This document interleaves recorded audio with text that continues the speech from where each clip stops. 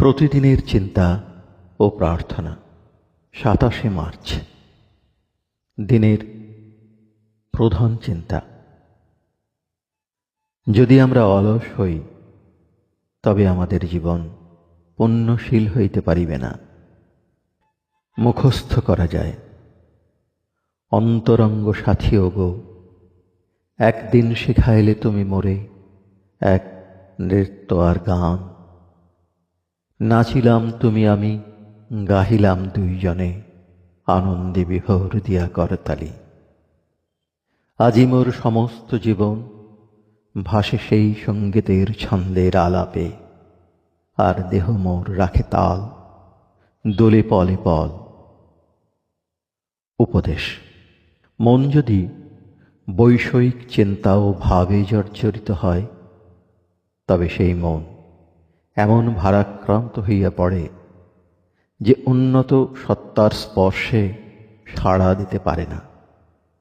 তখন মনের অবস্থা এমন হয় যে আমরা প্রার্থনা করিয়াও মনকে যখন জাগাইতে চেষ্টা করি, তখনও সে সাড়া দেয় না। কিন্তু যাহারা সাবধান হইয়া আধ্যাত্মিক জীবন যাপন করেন, তাহাদের অভিজ্ঞতা অন্যরকম। তাহাদের আগ্রহ কখনো শিথিল হয় না, কারণ তাহাদের আধ্যাত্মিক সাধনা নিয়মিত এবং তাহারা শেষ মুহূর্তে সাধনাভ্যাস আরম্ভ করেন না। আমরা প্রতিদিন যে কাজ করি, সেই কর্মের মধ্য দিয়াই নিজেদের ধর্মজীবনের জন্য প্রস্তুত করি।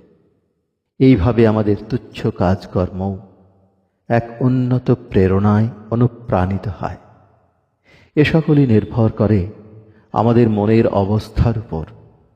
আমরা সতর্ক কিনা, আমাদের আগ্রহ কত, ইহা দেখিতে হইবে। প্রার্থনা: হে প্রভু, তুমি আমায় সাহায্য করো, যেন আমার চিন্তা ঊর্ধ্বগতি হয় এবং আমার জীবনে পুণ্য দিব্যতা প্রকাশিত হয়।